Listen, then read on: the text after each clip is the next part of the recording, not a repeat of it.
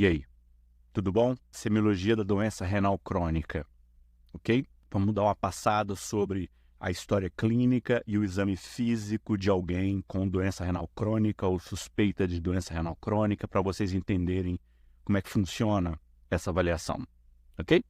Mas primeiro, vocês têm que entender o que é doença renal crônica. Talvez vocês já devem ter ouvido falar do termo insuficiência renal crônica. E insuficiência renal crônica, IRC, seria um estágio de moderado para severo da doença renal crônica. Então, o termo preferível é doença renal crônica, porque dentro deste termo estão os pacientes que ainda conseguem alguma função fisiológica normal e, portanto, assintomáticos, mas já apresentando danos estruturais e funcionais persistentes. Então, a definição de doença renal crônica seria uma anormalidade de estrutura ou função, ok? E essa anormalidade, ela persiste por maior ou igual a 3 meses. Deixa eu dar um zoom aqui, ok?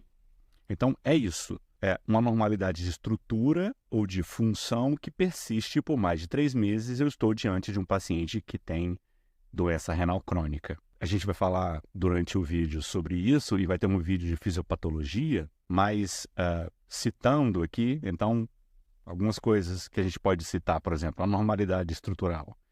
Você tem uma atrofia renal, o rim começa a diminuir de volume, ou atrofia do córtex renal, que é a estrutura principal de filtração, de exercer a função de filtração renal.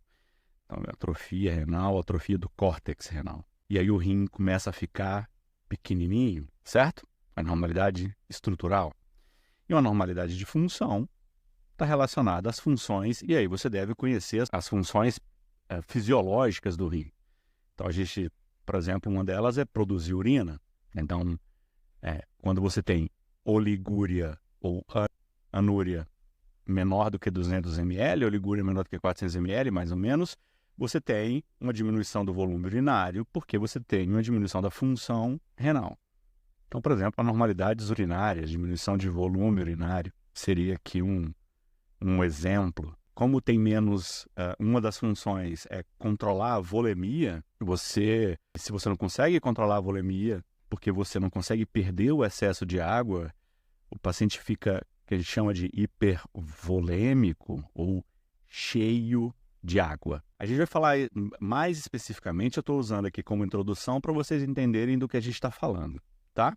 Então, qualquer anormalidade na estrutura ou na função do rim que persiste por mais de 3 meses, a gente chama isso de doença renal crônica, ok? Beleza, então essa é a definição, e essa definição ela tem alguns critérios relacionados de forma básica, à taxa de filtração glomerular. Existe um outro detalhe que é a relação entre albumina e creatinina, mas a gente vai falar isso quando falar de exame complementar, tá? Por enquanto, entenda, vamos pensar de forma clínica ainda, tá? Bom, aí vamos fazer assim, deixa eu vir para cá. Então, esse paciente aqui, então, quem é esse paciente? Então, vamos começar pela identificação. Vou botar aqui, ID. Bom, primeiro, doença renal crônica é uma doença muito comum, ok? A estimativa, a prevalência global, vamos colocar esse dado aqui porque ele é importante, a prevalência no mundo inteiro é de 13%. Um valor absurdamente alto. Um pouco mais de 1 em cada 10 habitantes do planeta Terra tem doença renal crônica. Então, você vai encontrar ela no postinho de saúde, você vai encontrar ela no ambulatório, você vai encontrar ela no hospital, na emergência, numa UPA, ok? Você vai encontrar. E, embora a doença renal crônica seja um problema comumente de idosos, e aí a maior parte dos pacientes tem mais do que 65 anos, a princípio você pode encontrar doença renal crônica com qualquer idade, ok? Mas geralmente vai ser um paciente idoso. Quanto mais velho você fica, maior o risco de doença renal crônica, muito por causa das comorbidades, mas também porque há uma queda da taxa de filtração glomerular quando a gente envelhece. Pra vocês terem uma ideia, tem um dado americano, mais de 50% daqueles idosos maior ou igual a 80 anos tem pelo menos um ADRC. Essa é uma classificação baseada na taxa de filtração glomerular, que diz que há uma redução pelo menos moderada da taxa de filtração glomerular desses pacientes, tá? Então, quem é o paciente? Muito provavelmente um paciente mais idoso, ok? Mas ele pode acontecer em pacientes em qualquer idade. E um terceiro item, esse paciente pode ser uma mulher ou pode ser um homem, ok? São muito semelhantes os dados demográficos entre homens e mulheres. Existe uma prevalência um pouco maior entre negros, ok? Entre negros. Então, pode ser um homem ou uma mulher, geralmente um homem e uma mulher mais velho, e que você vai encontrar ele por aí, porque é uma doença muito prevalente.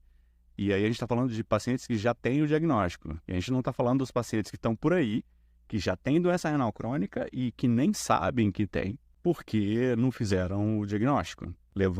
Voltando à definição de doença renal crônica, vocês têm que entender uma coisa. Essa definição de doença renal crônica, essa anormalidade estrutural e funcional, é muito comum que não produzam sintomas por muito tempo, ou que quando produz sintomas muito inespecíficos e que demora para chegar no diagnóstico muitas vezes, muito por causa do nosso sistema de saúde. Então, tem muitos pacientes assintomáticos que estão por aí, que já têm doença renal crônica e nem sabem, ok? Beleza.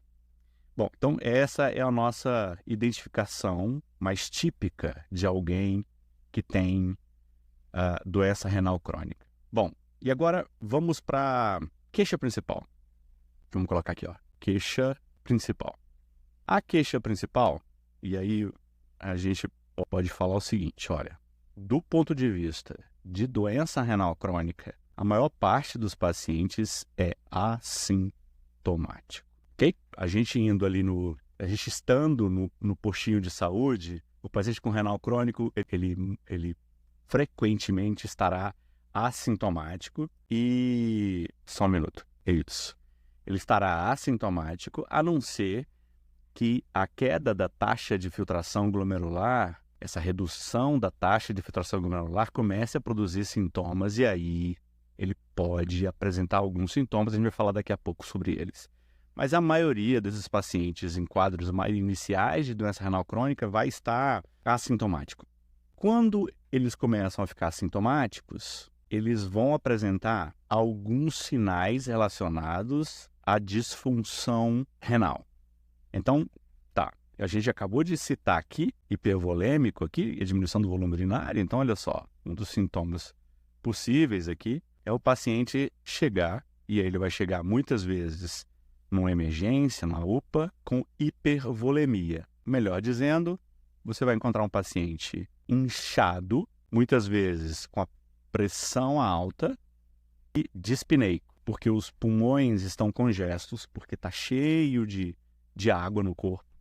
E aí esse excesso de água produz edema do intestino pulmonar, e aí o paciente fica desconfortável e fica dispneico. Então, muitos dos sintomas então estão relacionados a essa alteração na questão do volume. E a outra coisa tem a ver com as alterações urinárias, alterações da urina. A gente citou aqui diminuição do volume urinário, e aí os pacientes podem ficar oligúricos ou anúricos. E aí não custa lembrar, é uma coisa que eu falo sempre, presta atenção, oligúria e anúria não é sintoma, então não é uma queixa. Eu estou fazendo pouco xixi. Ok. Para você, isso não é oligúria. Você precisa definir a quantidade. Uma vez que eu sei a quantidade, eu consigo definir se o paciente está oligúrico ou anúrico. Então, abaixo de 400 ml eu estou oligúrico, abaixo de 200 ml eu estou anúrico. Eu preciso de, no mínimo, de um débito urinário de, no mínimo, 0,5 ml por quilo por hora. Então, tem uma um cálculozinho que você faz, tá? Uma calculadorazinha que você pode fazer, porque aí, logicamente, eu estou falando um valor grosseiro, porque também vai variar conforme o tamanho do paciente. Quanto maior você é, mais água você tem, mais água você vai botar para fora. Quanto menor você é, menos água você tem, menos água você vai botar para fora. E aí é possível, então, que você tenha essas alterações urinárias diminuindo o volume urinário. Mas não só a diminuição de volume urinário. Poliúria, que é o aumento do volume urinário. Noctúria, urina muito espumosa, porque... E aí vocês viram a aula de síndrome nefrótica, porque tem muita proteína na urina e a urina fica muito espumosa. Todas essas alterações podem ser sintomas de doença renal crônica, tá? Logicamente, esses sintomas de diminuir o volume urinário são sintomas muito tardios. Já são sintomas do que a gente chama de doença renal crônica terminal ou de último estágio. Já é um paciente que está muito próximo de ter necessidade de hemodiálise, tá? Então, a gente não espera sintomas de diminuição de volume para dizer que o paciente é renal crônico. Aliás, é um entendimento muito comum entre os pacientes que falam assim, mas eu estou urinando bem, então meu rim está funcionando bem. Porque muitas vezes eles não entendem que a ideia da filtração, ela perde primeiro. Então, antes de você perder a capacidade de controlar a volemia, você perde a capacidade de filtrar e excretar metabólitos que estão presentes no nosso corpo. E aí a gente conhece eles, e aí os mais tipicamente envolvidos como indicadores laboratoriais de que há uma queda da taxa de filtração glomerular seria a presença de uma ureia alta e uma creatinina alta. E aí a gente está falando então de sintomas, de alterações laboratoriais. Bom, mas a gente está falando de sintoma, né? Então, esses caras aqui, de hipervolemia, alteração do volume urinário, eles vão aparecer no PS ou eles vão aparecer numa UPA. Uma doença renal crônica menos intensa, leve ou inicialmente moderada, ela geralmente não vai levar ela mesma, não vai levar o paciente a procurar ajuda, a não ser que seja por motivos secundários. E acaba que a gente encontra a função renal ruim como um achado na investigação de um outro problema, né? Lembra disso? Grande parte desses pacientes é assintomático ou oligossintomático no início da doença, tá? Então, de forma geral, como é uma doença renal crônica, é mais fácil que eles apareçam numa unidade primária. Funciona mais ou menos o seguinte: doenças agudas promovem uma certa urgência do paciente e o paciente não quer esperar a semana que vem para marcar consulta. Então, ele vai na UPA ou ele vai no pronto-socorro. Doenças crônicas não dão esse senso de urgência, então muitas vezes eles marcam consulta e vão aparecer lá na unidade de pronto atendimento, na unidade básica de saúde para fazer consulta. Então, doenças crônicas estão ali. Não é lógico, isso é uma aproximação grosseira do que a gente está vendo. Logicamente, doentes crônicos aparecem na UPA e no PS e doentes agudos podem aparecer num postinho de saúde, tá? Mas não é o esperado, não é o comum, e a gente está tentando montar aqui um quadro que é mais comum. Agora há pouco, eu tinha citado uma coisa, vou colocar aqui um pouquinho para baixo. Isso. Ixi, eu acho que eu estava... Agora que eu vi que eu estava escrevendo atrás da minha cara, é foda, eu tenho que ir aqui. Eu tinha comentado agora há pouco que muitas vezes, como uma das funções do rim é filtrar e excretar metabólitos que são tóxicos para o corpo, e aí eu citei a ureia e a creatinina, esse acúmulo de ureia e creatinina no sangue, ele tem um nome específico que chama azotemia, tá? Azotemia. Esse hemia de sangue e essa azotemia tem a ver com esses metabólitos.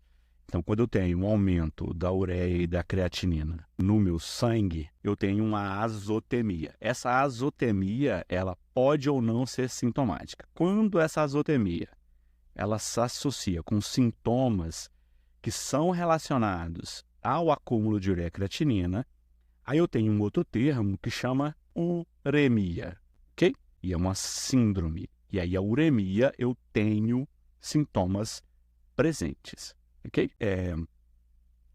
geralmente, os sintomas de uremia acabam levando o paciente para unidades de atendimento de urgência. E esses sintomas, eles são muito vários, muito variados. Eu tenho uma quantidade enorme de sintomas associados. Muitos deles são muito inespecíficos, então eu vou ter sintomas, por exemplo, astenia, diminuição do apetite, tá? Eu posso ter confusão mental. Lembra, a presença desses metabólitos é tóxica para o corpo. E aí o paciente se sente muito mal. Ele pode ter um quadro mais tardio, ele pode ter dor óssea, e essa dor óssea está associada, porque uma das funções do rim é fazer um controle do cálcio e fósforo, e ele participa do metabolismo ósseo. Então, isso pode levar a osteopenia, osteoporose e osteodistrofias renais, que é uma complicação que a gente vai falar em fisiopatologia da doença renal crônica. Então, pode ter dor óssea. O paciente pode ter náuseas e vômitos associados à uremia. O paciente, às vezes, está muito enjoado e vomitando, e aí isso acaba deixando ele hipovolêmico e piora ainda mais a função renal. Soluço, prurido corporal, prurido, edema, hipertensão de difícil controle, PA alta de difícil controle. E aí vai, tá? E aí tem um monte de sintomas associados, e dificilmente eu tenha sintomas que sejam muito típicos, tá? Existe uma sintoma, na verdade aí é sinal, desculpa, a gente vai falar de sinais daqui a pouco. Então eu tenho esses montes de sintomas que são muito vários e a gente, por isso mesmo a gente está muito atento à possibilidade de diagnóstico diferencial, como apresentação, então qualquer um desses sintomas ele pode estar presente nessa queixa principal inicial aqui de um paciente com doença renal crônica, sacou? Peraí, então, voltando então à questão das queixas, tá? Na maioria dos casos, o paciente vai ser assintomático ou oligossintomático, sintomas não específicos, ok? Eu tinha comentado sobre essa classificação aqui, 3A, então eu tenho uma classificação de estadiamento da doença renal crônica para eu saber o quão ruim está o problema, tá? Então tem um valor prognóstico. Esse valor prognóstico é dado por uma coisa que chama taxa de filtração glomerular, que pode ser estimada através de uma calculadora.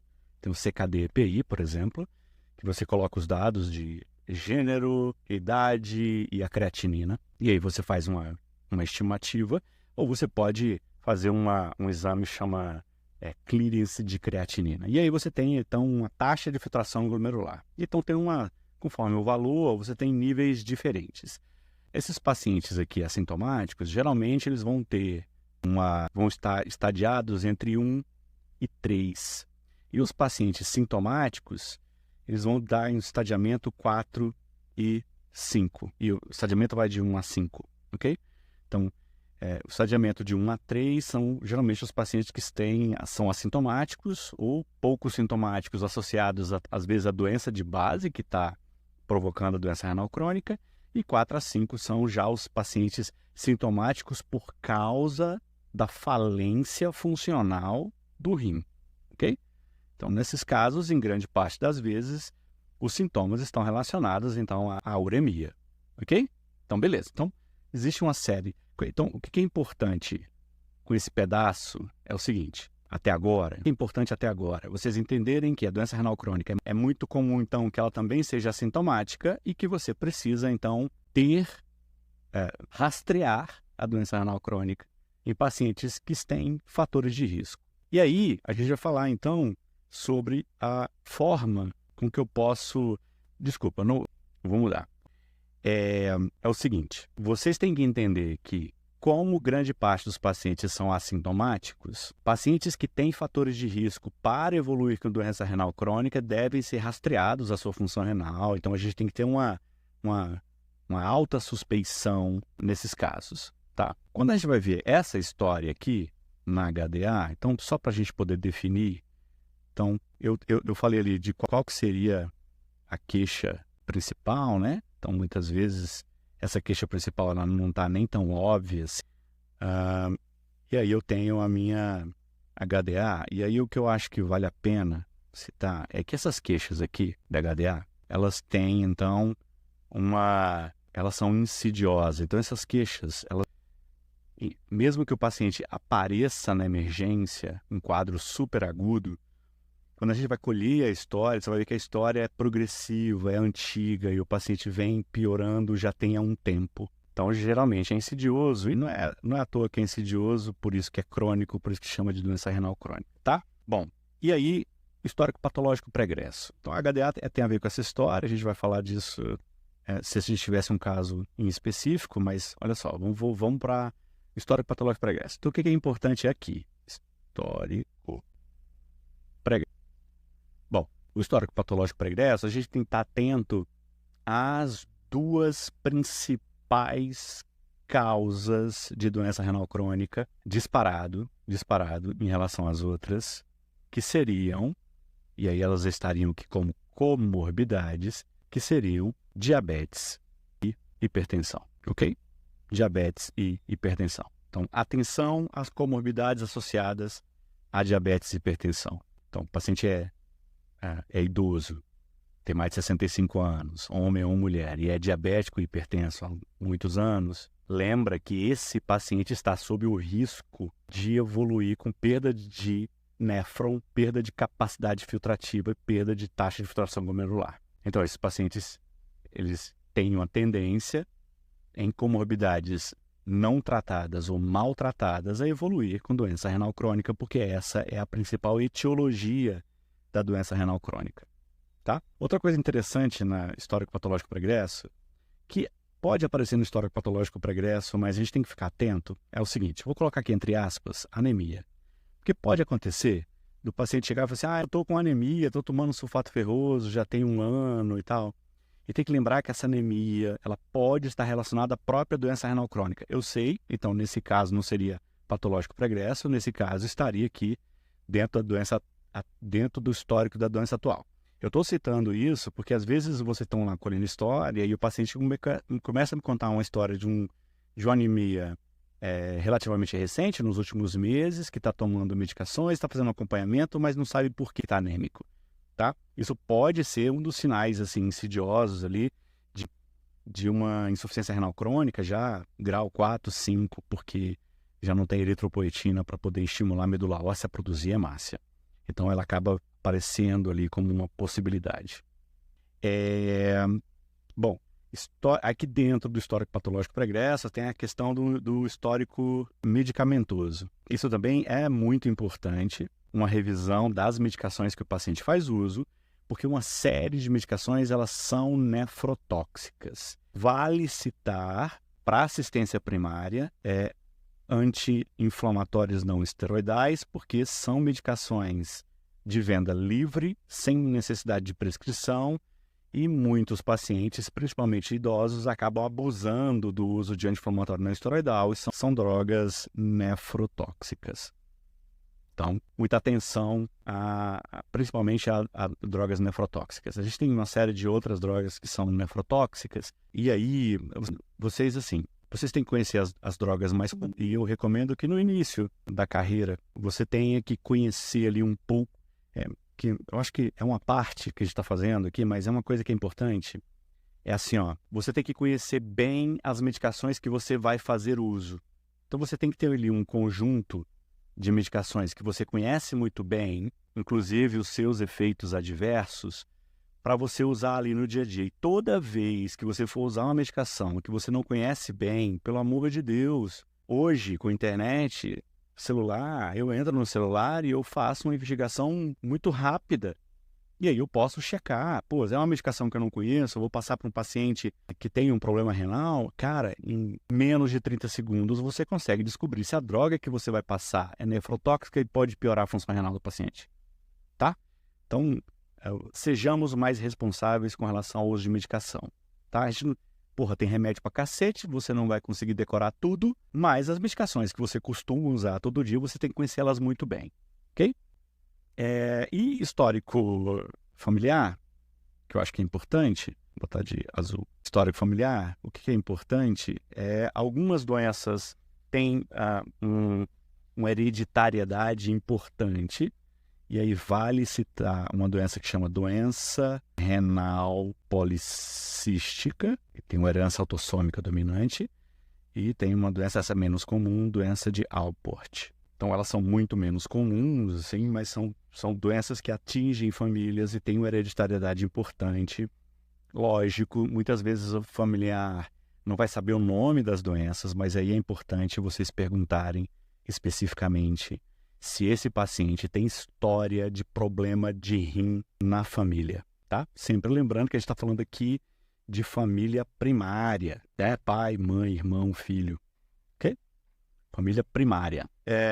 E acho que do histórico, acho que tem a questão do histórico social e hábitos de vida, e aí são interessantes com relação ao histórico. São interessantes as investigações com relação a fatores de risco de aterosclerose. E aí, nesse caso de hábitos, a gente tem o tabagismo como principal, que está na frente aqui. Tem o tabagismo como a principal consumo ali de substância que está envolvido em aterosclerose, e a aterosclerose acaba sendo envolvido na evolução para a doença renal crônica. Faz parte ali das complicações da aterosclerose, a doença renal crônica. A gente tinha aprendido em patologia sobre aterosclerose, então a gente tem que estar atento a isso. Inclusive, existe uma relação muito importante entre doença renal crônica e doença cardíaca. Os pacientes com doença renal crônica têm maior risco de mortalidade relacionados a doenças cardíacas. As duas têm ali também fatores de riscos associados à aterosclerose e têm a sua importância nessa avaliação, ok? Beleza. Agora vamos para o exame físico. Olha só. Físico. Como é feio, né? Exame físico. Então, olha só. O que a gente tem que estar atento nos pacientes? Então, o exame físico é tão pobre quanto a sintomatologia quando o paciente está ali nos primeiros estágios da doença renal crônica, né? Lembra falando de 1 até 5, conforme o valor de taxa de filtração glomerular. Então, nos primeiros 3, 1, 2, 3, os sinais são pobres em relação à doença renal crônica. O que você pode encontrar no exame físico, talvez mais frequentemente, são sinais relacionados a uma doença que causa a doença renal crônica, a sua etiologia, ok? Mas vamos falar de sinais que a gente tem que ficar atento e por que a gente tem que ficar atento. Então tá. Uma coisa, então, vamos botar aqui primeiro, na hora que a gente estava fazendo inspeção, anemia. É lógico, me perdoe, vou botar aqui anemia entre aspas, porque na verdade no exame físico o que a gente vê é palidez mucocutânea. Palidez mucocutânea pode estar relacionada à anemia, e essa anemia pode estar relacionada à falta de eritropoetina não produzida por um rim que não está funcionando. Tá? Então, palidez é muito importante a gente buscar esses sinais. Pressão alta. Aqui são importantes porque é o seguinte. Primeiro, porque a hipertensão arterial essencial ou hipertensão arterial sistêmica é uma das causas mais comuns de DRC. É uma causa comum. E segundo, porque a pressão alta pode ser consequência. E aí, nesse caso, seria uma hipertensão secundária. Então, ou a hipertensão causa a doença renal crônica, ou a hipertensão é causada pela doença renal crônica, porque o rim é um órgão que participa no controle pressórico. Ele tem um papel importante através do sistema de renina, angiotensina, aldosterona. E aí eu acho que aí a gente vai ter uma aula de fisiopatologia, a gente vai falar especificamente dessas questões fisiopatológicas, tá? Uma outra coisa inicial, assim, que é importante, com relação à inspeção, existe um negócio que chama geada urêmica. A gente vai ver, não é comum, a gente vai ver isso, vou botar aqui entre aspas, geada. A gente vai ver isso mais comumente em pacientes com doença renal crônica já em diálise ou para começar a diálise, porque ela está relacionada a geralmente uma ureia no sangue maior ou igual a 200 de ureia. Geralmente a gente vê miligramas por decilitro. Geralmente a gente vê menor que 40, 35, não lembro de cabeça, mas é um valor pequeno, né, na ureia normal. E aí, nesse caso, quando tem muita ureia no corpo, essa ureia deposita na pele e aí ela fica parecendo como se fosse uma caspa, tá? Não é caspa, porque não é só no couro cabeludo, né? Aparece na pele do corpo inteiro, tá? Então, um depósito de ureia, um pozinho esbranquiçado que fica... depois vocês colocam em geada urêmica, vocês vão ver, ou vocês podem procurar assim no Google, que geralmente em inglês você vai encontrar fontes melhores. Uremic Frost. Você vai ter fontes melhores de informação. E aí você vai fazer a inspeção da mão, e aqui tem uma coisa que é legal na inspeção da mão, que é o seguinte. Nas unhas, existe uma alteração que chama unhas de Lindsay. Vamos desenhar um dedo aqui, certo? E aí, o que você vai encontrar é que metade da unha aqui, assim, nessa metade proximal, vai estar branco, ok? Aqui vai estar uma coloração rósea normal. E aqui você vê uma faixa branca proximal, tá? Ela é proximal. Essa alteração é muito típica na doença renal crônica, chama unhas de Lindsay, ok? Elas podem estar presentes no paciente com doença renal crônica. Bom, indo para o exame cardiorrespiratório, o que é importante aqui? Então tá, vamos botar aqui, ó, cardio. Putz, muito importante, né? Acabei de comentar que a doença renal crônica está intimamente ligada ao maior risco de doenças cardiovasculares, ok? A doença renal crônica está associada a uma aterosclerose acelerada. Então, aqui, tanto como consequência da doença renal crônica, como comorbidade da doença renal crônica, você tem que estar atento ao coração. Coisas que você tem que estar atento no coração. Sinais de pericardite. Em pacientes urêmicos, ele pode fazer um processo de pericardite urêmica. E aí você deve encontrar na ausculta a presença talvez de atrito pericárdico. Logicamente, esse paciente vai ter uma queixa de dor no peito, que piora conforme a posição, alivia com ele sentado, inclinado para frente. E aí, quando você vai escutar, você pode ouvir um atrito pericárdico, que seria um sinal patognomônico. Se tiver muito derrame pericárdico associado, esse paciente pode evoluir com tamponamento, e aí ele pode ter o pulso paradoxal. Aliás, é um sinalzinho muito importante, mas confesso, é bem difícil de fazer ali na prática do dia a dia, mas é uma coisa que você tem que se habituar primeiro a entender por que ele acontece e tentar fazer, para tentar identificar esse pulso paradoxal, que está relacionada à presença de tamponamento cardíaco em casos de pericardite urêmica, tá? Outra possibilidade são sinais de insuficiência cardíaca, tá? Então, na ausculta cardíaca, eu posso escutar um B3, eu posso ter turgência jugular, hepatomegalia dolorosa, aumento do volume ali do fígado, e geralmente é um fígado que aumentou de volume e fica sensível, desconfortável, edema de membros inferiores, todos relacionados à hipervolemia ou a uma comorbidade por causa da IC. Se tiver com muito hipervolemia, os pulmões podem ficar congestos, e aí você vai ver, principalmente, depende da tendência, eu posso ter esses creptantes, estertores finos aqui, ó, estertores creptantes, e pode ouvir em todos os campos pulmonares, mas geralmente é da base, e aí quando eles vão progredindo, vão até o ápice, tá? E isso é sinal de congestão pulmonar. Na hora que você vai para o abdômen, é interessante, no abdômen, a ausculta de sopros abdominais, e aí a possibilidade de você encontrar um sopro sistólico, diastólico, na altura da artéria renal, ali, na altura da artéria renal, porque pode ser sinal de estenose da artéria renal, que é causa de hipertensão secundária, estenose da artéria renal, que é causa de hipertensão secundária, é causa também de doença renal crônica também, que pode evoluir com doença renal crônica, tá? Só lembrando, dá um zoom aqui, só lembrando a referência, quando você vai examinar aqui o abdômen, tem um umbigo aqui, e aqui está essa região entre o umbigo e o apêndice xifoide aqui, essa região aqui, é onde fica mais ou menos a altura da aorta abdominal, tá? Então, vou desenhar ela aqui. Mais ou menos no meio do caminho, eu tenho a artéria renal de um lado, a artéria renal do outro, ok? Então é mais ou menos ali no meio do caminho entre o processo xifoide e o umbigo, que no meio eu consigo auscultar, eu coloco o esteto ali, e eu consigo auscultar um sopro. E esse sopro pode ser de estenose da artéria renal e está relacionado à hipertensão secundária. Tá?